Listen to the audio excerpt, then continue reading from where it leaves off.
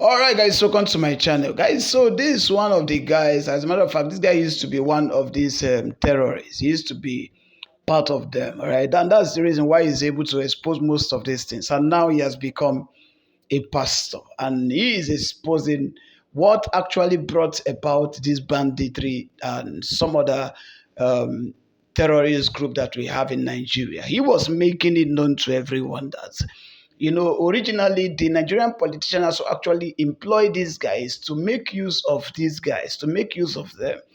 But it came to a time when, you employed me, you called me to come and work for you, and you have already empowered me with some guns and ammunitions. You've given me vehicles.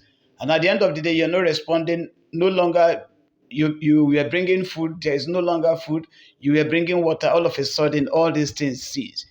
And, when they looked at it, all they could conclude is that, okay, so since these guys are no longer caring for them, now let us use the tools we have in us to go and look for money. All right. And then they goes out to schools, goes out to churches, to communities, and they kidnap people, and hold them ransom. And at the end of the day, they ask the family of that particular individual or family of that particular group that they've kidnapped, they ask them to bring money. All right. The reason is because these guys were actually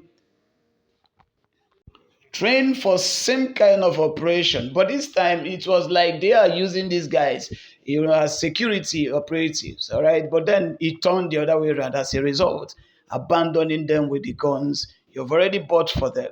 And so at the end of the day, they made a different decision based on what they now want to do. As a matter of fact, they made it their own field. And that's the reason why you see most of all these terrorist groups doing this, doing that, doing that. As a matter of fact, these guys were actually the ones that introduced kidnapping. And from then till now, these guys are still going extra mile to make sure that they make things worse for every Nigerians. And the worst aspect of it is that these guys have sworn within themselves. The only person or group of persons that they pray to kidnap is always Christians. He made mention of a lot of churches that these guys have invaded, and anytime they are leaving their camp, they already have it in mind that they are going to a particular church. And these things have been happening for a very long time. So that means that if Trump never intervened, all these things we are hearing, we will not be hearing all that. And he actually called the names of the sponsors of this group one after the other. All right, so I'm going to leave you guys to go through this video. And just in case it's the first time you're meeting us, please don't forget to hit on the subscription button and then turn on the post notification bell so that whenever we upload important videos with a lot of information about what is happening in Nigeria, you get notified. So stay close and I'll be right back. A riot broke out which they call the Zakatafayot. I was a young, very, very young man, and people were killed in scores. If you are not an Afsa person practicing Muslim in Islam, they were killed. Especially if you are from the southern part of Kaduna, the tribes from the southern part of Kaduna, they were massacred. It was called the Zango Katafayot. And if the next thing they do is to burn churches, kill Christians, and then if they are done with that, then they focus on businesses that is for Igbo people, Igbo-owned businesses, and they destroyed it. I grew up knowing that Christians are an endangered species in Nigeria. In the year 2000, when the Sharia riots, how many of you have heard of the Sharia riots?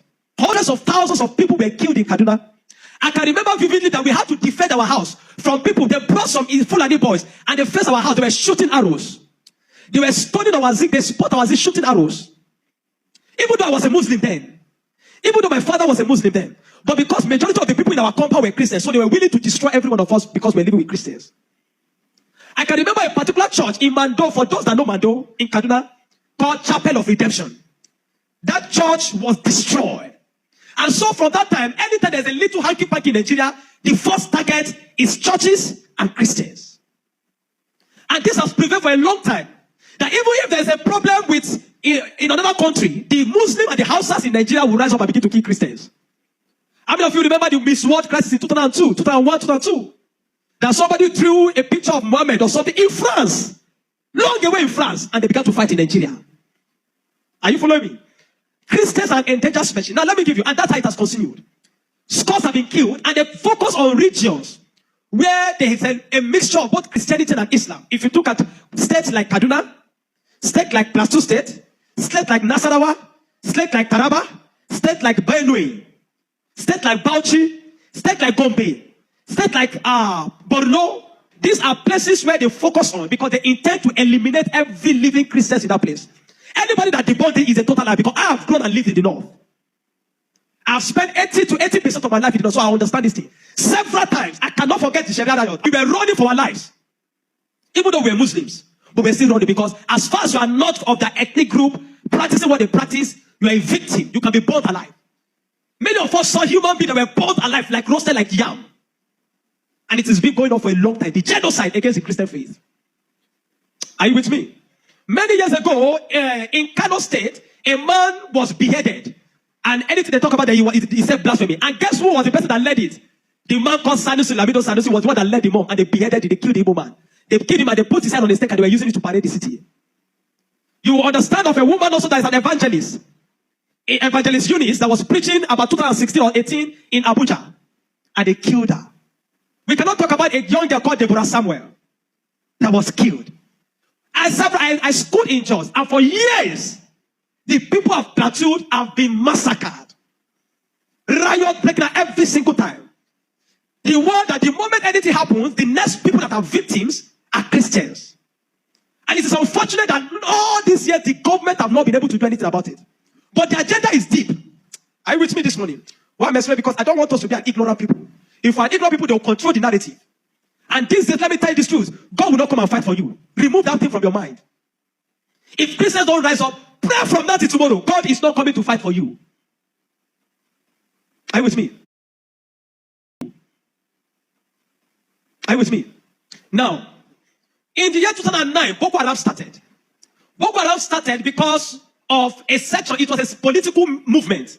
They created Boko Haram as a political talks to bring confusion into the government of Goodluck Jonathan and to be able to, destroy any opposition, starting from Borno State, under the watch of a man called Kashim Shettima, which is now the vice president of Nigeria. Kashim Shettima and the other man, Ali Mohammed Sharif. These were the people that started the business of Boko Haram as a political talks to be able to oppose their opponents. But after a time, the ideology grew and they began to destroy. Now, it became a problem and they began to use it to destroy, bombing here and there. In 2009, 2010. As of 2010, a man led a meeting in Jos. Are you with me? He led a meeting that they were going to annihilate Christians within the locality of Plateau, Borno, Plateau, Bauchi, Kaduna, and Nasarawa. And he said they are going to perform jihad. They will bring jihad and they will go to kill them. If the Islamic leaders are not willing to lead them, he is ready to lead the movement. I have the minute of that meeting in my phone presently. Guess who is that person? Isa Pantami, that was the former minister of communication under Buhari's regime.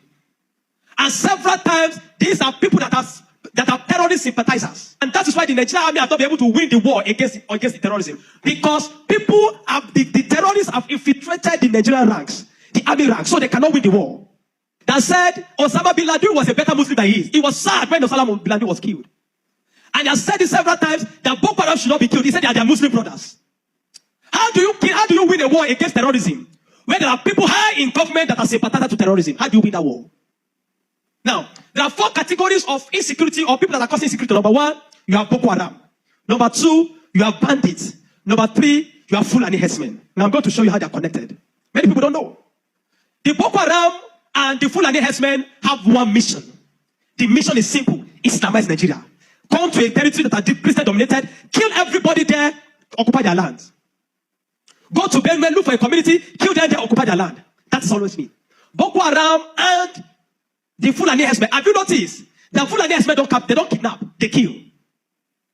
There's hardly a place you hear that Fulani herdsmen capture, that they say these are Fulani herdsmen. No, when they go, they kill. How do they kill? They kill with guns. You must now ask yourself, how does a Fulani man get AK-47? Do you know the cost of one AK-47? One AK-47 is over $1,000 something. Where will a Fulani man be able to obtain to be able to get one AK-47? Are you with me? And now, so you will know that there are people that are sponsoring this movement. Then the Boko Haram and the Fulani, they go about Christian-dominated areas. You will understand that when this terrorism started in India, that only people that were killed were Christians. You will not hear that they kill anyone. It is Christians and churches. I remember in Kaduna then that churches began to look for security men to guide their churches in every service day. Otherwise, you can be in church and the next is boom, everybody dies. And churches that don't have money to hire soldiers began to use some of their members. I was a member of the security team in my church in Deeper Life in Kaduna in 2010. Because we don't stay in the church. Once I come to the church in the morning, we stay outside, moving around patrolling, because anybody can come and drop anything. So when Boko Haram started, the majority of Muslims, the Hausa, Northern Muslims, they were happy. I know people that were celebrating it. If you see them crying today, I'll tell you why. At the initial beginning of this thing, they were happy celebrating the killing of Christians. They said they are purging Nigeria of army. It was majorly on Christians and Christian-dominated areas.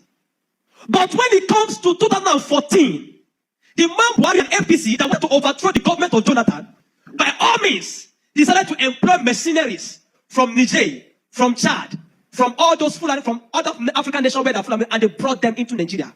What was the goal? The goal was that if Jonathan does not concede defeat in the election, they were going to rain hell on Nigeria. So they brought in these mercenaries, and they equipped them with rifles, the Erufais, the Buharis. Tired of paying too much for data? The moment Goodluck Jonathan did not come, they brought people from the parts to come and fight. But they come from the achieve anymore. So now they left those people in the bush. And when Buhari became president, he abandoned them. Instead of them to settle them and go back, they abandoned them. And the people saw Nigeria as a place that is good. And the people decided to remain in Nigeria. Those are the people that started bandits. Before, we don't have anything like bandits. Banditry started under the watch of APC, under Buhari, because they were the ones that brought them in. Kidnapping, because they needed to survive. So they started by kidnapping. And they started by kidnapping. And they started by kidnapping. And they started by kidnapping. Over time, now, you understand that there are certain parts of this nation where there are mineral resources. Don't be an ignorant Christian. Follow me. Don't be an ignorant Christian. Don't be in a nation where you don't have understanding of what is happening. Now, there are some parts of Nigeria where there are good resources. And this is have been illegally mined by elites, the military generals, the oligarchs, the people that are the leadership of the North. They were mining these resources, and the money does not go into the federal government account. So what they do is that they employ the services of this banditry to create two things. Number one, to create diversion. So when you go to Zamfara, that's why you hear that they say there is killing in Zamfara now. It's because of the Ilema gold mine. There is gold in Zamfara that they are mining. And so these bandits that are already in the bush, some people collaborate with them, partnered with them, and told them to see, keep creating confusion, create chaos. We keep creating chaos, the Nigerian state and the people of Nigeria will not be able to focus on the illegal mining. They'll be concerned about the insecurity. So the insecurity is created as a means of diversion.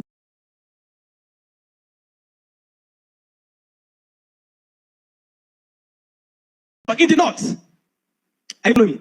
It is created as a means of the illegal mining of resources.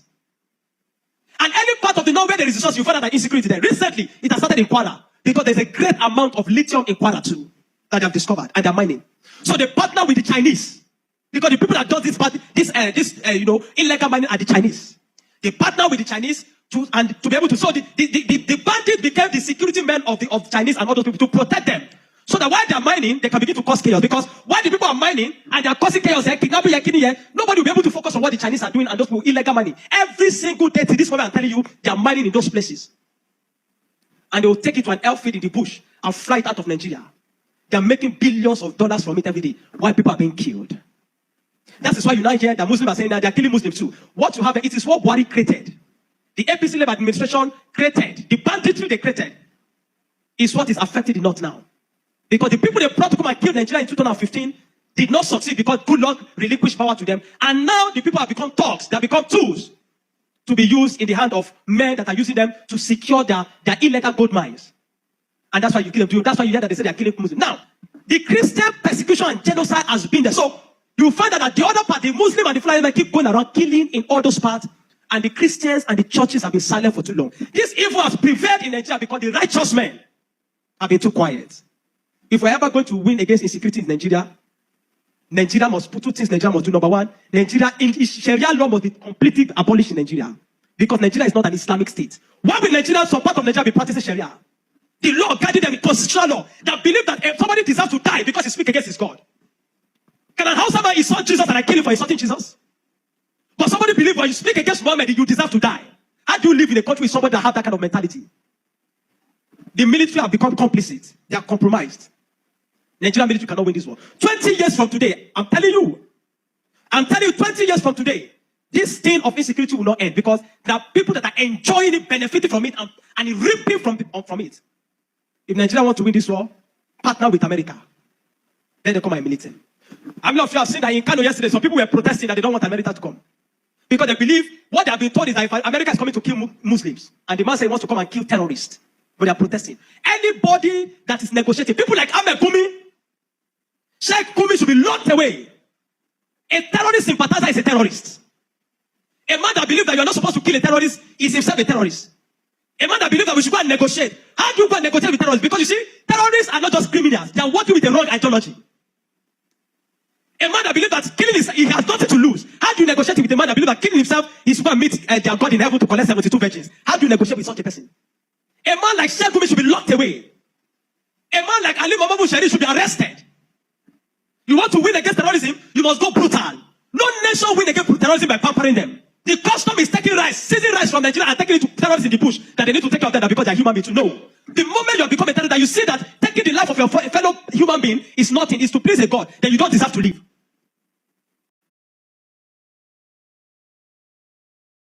But I've been speaking, I've paid attention. Not for once have they invited the man for interview because they don't want to give the man any airtime.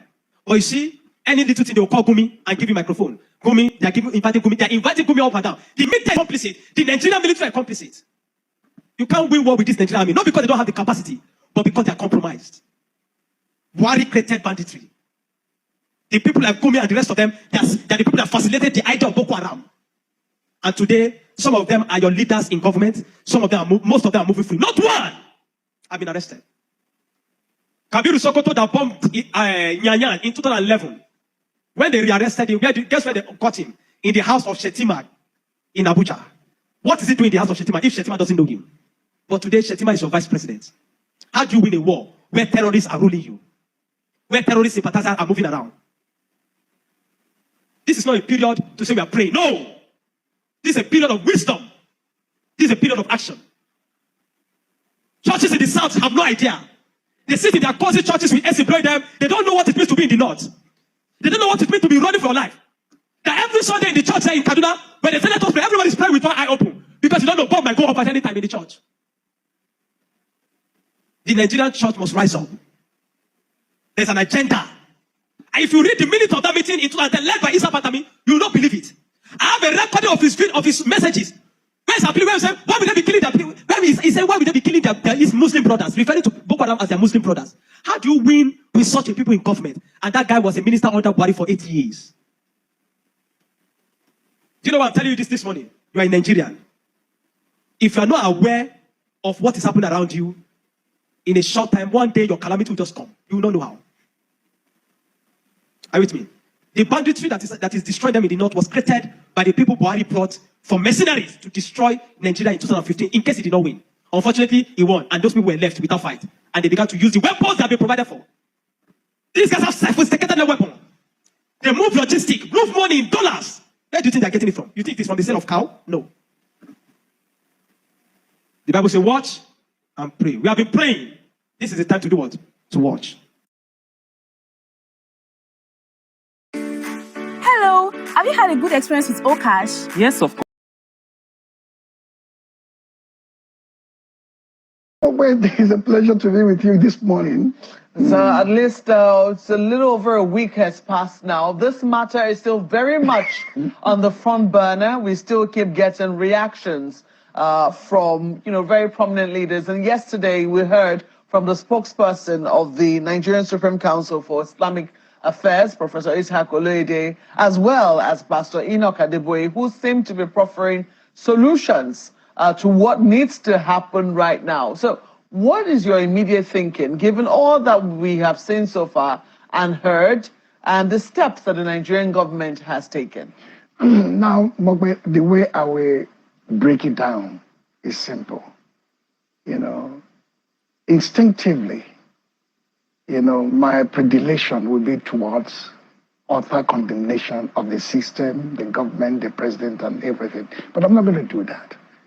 We are patriots. And this is a moment that patriotism is required, to transcend grievances, differences, political altercations, etc. We can drill down into that later.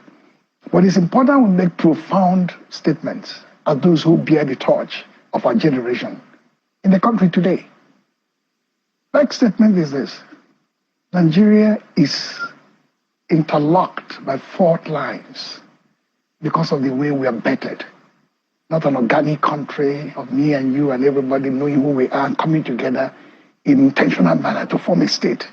It's hundreds and hundreds of different nationalities, ethnic groups, faith, persuasion, coupled together by the British imperialists. So we still struggling to build a nation. And when you have these fault lines, they can explode. And then you lose sight of the big issue. Like, these are the things we should be bothered about now, not in terms of narrative. Quiet, keen, efficient diplomatic work behind the scene. This government doesn't appear to have the resources, intellectual strategy to do it, because they should have been doing this for the past 2 years, beginning with having ambassadors in Washington, in London, in Brussels, all over the place. Secondly, you have to mobilize the energy of the Nigerian critical stakeholders. You can hear pastors talking, imams talking, and encouragingly, a lot of them are speaking at the center, not at the extremes of the left or the right. It's key. They taught the security agencies and the security apparatuses of the state. The architecture of security and peace is horrifying today. It has virtually broken down into pieces. You have to reconstitute this architecture. And the agencies must retool themselves and do this work. There's a massive gap between procurement and end result of this procurement. How much money is budgeted by the National Assembly? How much is drawn down? How much is procured? How much is actually purchased in terms of ordnance? The weapons you require, the missiles you require, the craft you require. How do you maintain even the soldiers? Are they being treated properly? These are the key things we need to bother ourselves about. And finally, this country is a delicate state. The democracy, which you're going to come, I'm sure, in a short while, is fragmented. The political order is fragmented. In multi-party democracy is rather crumbling before our eyes. And the security situation is rather unchecked. We need to put all these things together in a box. The state of our democracy, the state of the economy, the state of our security, state of international relations. If we begin to bear down on all these domains and sides of life, we may begin to now, speak up to Trump, and Trump will understand that something is really going on, like in Gaza, like in Sudan, where they're way in to stop the carnage, like in Rwanda and DRC, where they stepped in to stop the killing reasonably. Like I said, Trump rhetoric is always on the stream, not because it's irrational, but because it's intentional. You want to take it to the stream, and when you understand American power, that he can execute it, being an incorrect leader with incorrect political posturing, you may begin to scramble around as we are scrambling around today to say, we do not want to go to that route. It's a path to perdition, it's a path to national ruination. We can step back and begin to engage this situation, not for the sake of narrative, but to overcome and transcend narrative to confront the reality facing the country today. Now, it's also interesting that, narrative is always some kind of beginning to all these conversations. And I like something that you said. Everyone, opposition or no opposition, everyone on all extremes are talking now patriotically. We need to do what we need to do. Now, there is something interesting that Pastor Adeboye also mentioned, that because he is a specialist in applied mathematics, he quoted the Newton's law. And I know you know that what Newton's law is about, that a body at rest will remain at rest, and a body in motion will remain in motion unless it is acted upon by an external force. That external force is what he I highlighted in that statement, making that reference. Do you think that this is the kind of external force we need? Or rather, maybe I should put it better. Do you think this external force is potent enough to not just steer us in the right direction, but to move us? Something Pastor Adeboye also said in that statement. He's been trying previously in his own private way to encourage presidents to do whatever needs to be done, to follow through on some occasions, and sometimes they do it, sometimes they don't. But this time he is making it open. Do you think this external force is significant enough, not just to steer us in the right direction, but to get every one of us, everyone, to move in the right direction? A nation is a composite unit of variables. And that's why you have authority in a democratic system. That's why you have a constitution. The constitution produces electoral process. Electoral process produces candidates. Candidate produces results. That's why you have an elected president and the parliament, and then at the subnational level, governors, etc., etc. It's the president's charge to lead. Sometimes if you don't lead, others will compel you to lead. For the past 2 years, this president and his team have refused to lead from the front in terms of insecurity. How do you abate it? In terms of foreign policy and foreign relations. I've said in this studio and many other studios, from 1960, this is the most shambolic and incoherent, foreign policy situation we have found ourselves in, where the ECOWAS has virtually imploded before our very eyes with 3 states walking away, where for 2 years you don't have ambassadors. So yes, a standard pressure could be a wake-up call to say, if you can't do it yourselves, we can compel you to do it. If you can't look at the mirror and see the picture that is very solid in your own locale, then we have you to look at the mirror. What Trump has done is to use what they call the bully pulpit power of the American presidency. It's enormous. Ravaging power across the world to say, we'll bear down on you. Gulf of Guinea, we have a carrier there. And as the pastor said, China will not come to your aid. Russia will not come to your aid. They will make some proclamations. That's the end of it. Yes, a standard pressure of any sort is important, not just to mobilize a government that is intolerant by the day, but to mobilize our citizens to key in this direction to solve the problem in our midst. Just one more from me, Prof. In terms of going in the right direction. Over the years, there have been complaints, if I can put it that way, that the subnationals are not pulling their weight enough.